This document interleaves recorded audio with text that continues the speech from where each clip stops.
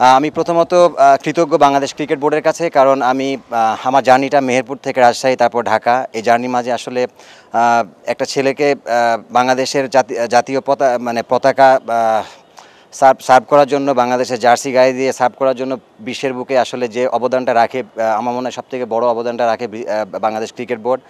আমি অনেক অনেক কৃতজ্ঞ বাংলাদেশ ক্রিকেট বোর্ডের উপরে।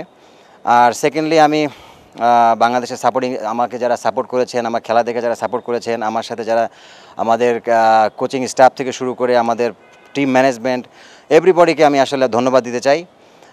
আমি আসলে টেস্ট ক্রিকেট রিটায়ার্ড করছি, এটা আসলে আমার জন্য ইমোশনাল, কারণ টেস্ট ক্রিকেট প্রত্যেকটা মানুষের জন্য একটি ইমোশনাল জায়গা এবং স্পেশাল জায়গা।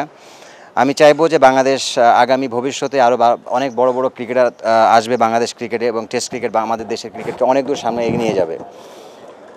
আমি স্যার, আপনাকে অনেক ধন্যবাদ। আমি পার্সোনালি স্যারের সাথে অনেক ওয়ার্ক করেছি অ্যাজ এ কোচ হিসাবে।